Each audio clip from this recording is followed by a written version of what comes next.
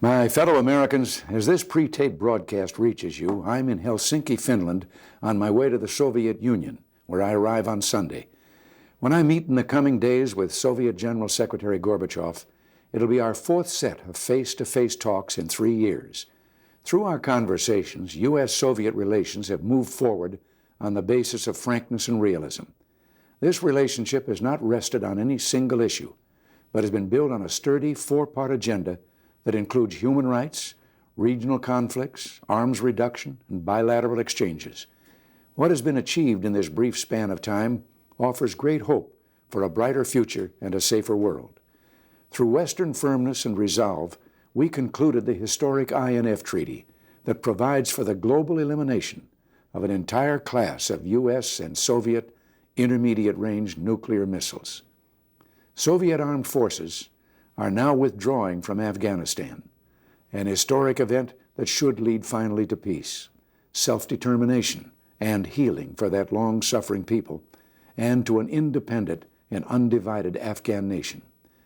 It is also encouraging to hear General Secretary Gorbachev speak forthrightly about glasnost and perestroika, openness and restructuring in the Soviet Union, words that to Western ears have a particularly welcome sound. And since he began his campaign, we can list developments that the free world heartily applauds. We've seen many well-known prisoners of conscience released from harsh labor camps or strict internal exile, courageous people like Yosef Begun and Andrei Sakharov. Soviet authorities have permitted the publication of books like Dr. Zhivago and the distribution of movies such as Repentance that are critical of aspects of the Soviet past and present. Greater emigration has been allowed. Greater dissent is being tolerated.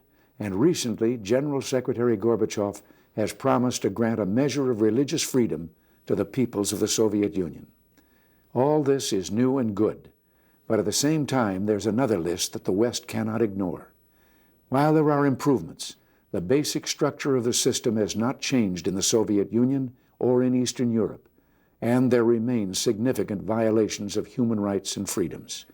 In Asia, Africa, and Central America, unpopular regimes use Soviet arms to oppress their own people and commit aggression against neighboring states. These regional conflicts extract a terrible toll of suffering and threaten to draw the United States and the Soviet Union into direct confrontation. These and related concerns will be at the top of my agenda in the days ahead. I shall say, among other things, that the Soviet Union should fully honor the Helsinki Accords. In view of that document, signed in Helsinki in 1975, it is difficult to understand why almost 13 years later, cases of divided families and blocked marriages should remain on the East-West agenda, or why Soviet citizens who wish, by right, to emigrate should not be able to do so. And there are other issues: the recognition of those who wish to practice their religious beliefs, and the release of all prisoners of conscience. In working for a safer world and a brighter future for all people, we know arms agreements alone will not make the world safer. We must also reduce the reasons for having arms. As I said to General Secretary Gorbachev when we first met in 1985, we do not mistrust each other because we're armed. We're armed because we mistrust each other. History has taught us that it is not weapons that cause war, but the nature and conduct of the governments that wield the weapons. So when we encourage Soviet reforms, it is with the knowledge that democracy not only guarantees human rights, but also helps prevent war and, in truth, is a form of arms control. So really our whole agenda has one purpose: to protect peace, freedom, and life itself. We would like to see positive changes in the USSR institutionalized so that they'll become lasting features of Soviet society. And I would like to see more Soviet young people come here to experience and learn from our society.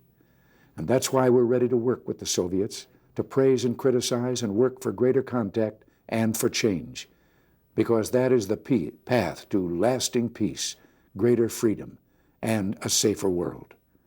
I'm grateful for your prayers and support as I embark on this journey. Until next week, thanks for listening, and God bless you.